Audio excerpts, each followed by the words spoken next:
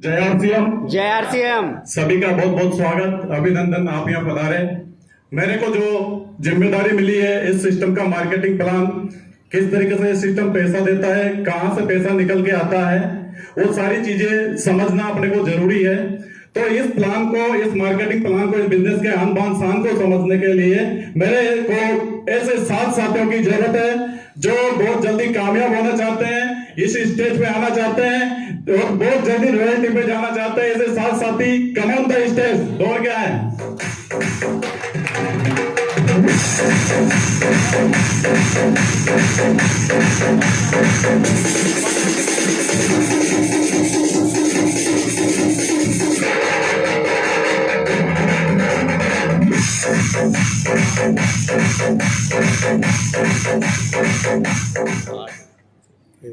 दोस्तों, इस सिस्टम में पैसा कहां से निकल के आता है उसको समझना पड़ेगा अपने को।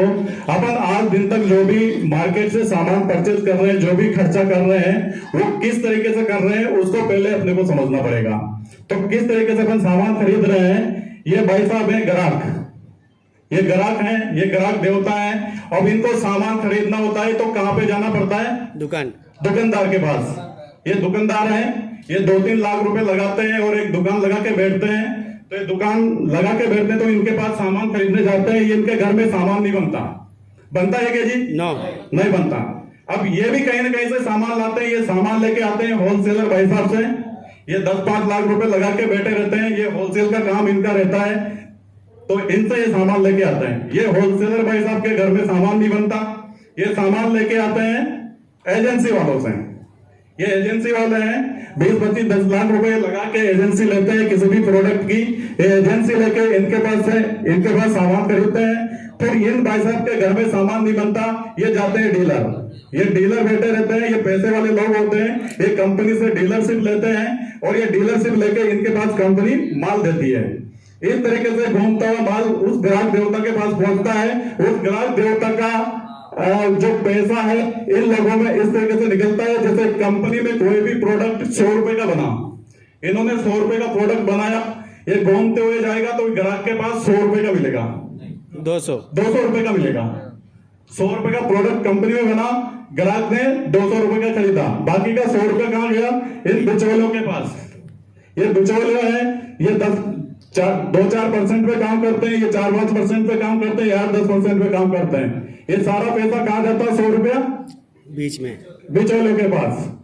तो ये पैसा, इनकी गाड़ी कमाई का, मेहनत का पैसा इन बिचौलियों के पास जाता है। इनकी जेब में क्या आता है? कुछ भी नहीं। यहाँ से जो सामान खरीद रहे हैं इनके पास क्या? इनको सामान खरीदने होता है। जबकि इस सिस्टम में मेन चीज क्या है? कंपनी है जिनको सामान बनाना होता है और ग्राहक है, इनको सामान खरीदना होता है। तो आरसीएम ने क्या किया? इन बिचौलियों को हटा दिया।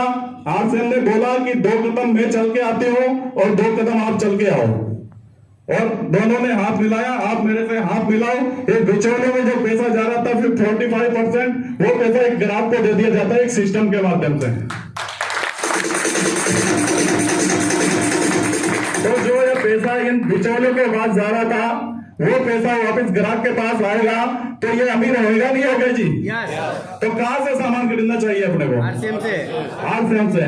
बस इतनी सी बात समझनी है। इतनी सी बात समझने के लिए आपको इतनी देर से बुलाया जाता है। तो आरसीएम से सामान खरीदने से ये सारा जो पैसा है इन ग्राहक को मिल जाता है। और वो किस तरीके से, अब ये जो बीच के लोग बचे, इनको क्या करेंगे? ये भी ग्राहक जी के पास पीछे लग जाएंगे। अगर ये सिस्टम में सामान खरीदना है तो ये भी ग्राहक जी के पीछे लग जाएंगे और इस तरीके से इनको सामान मिलेगा। बहुत बहुत धन्यवाद सभी का। तो समझ में आई सारी बात? यस। आगे की जानकारी देने के लिए मेरी जिम्मेदारी यही खत्म होती है। आगे की जानकारी देने के लिए हमारे बीच में कोटा से ही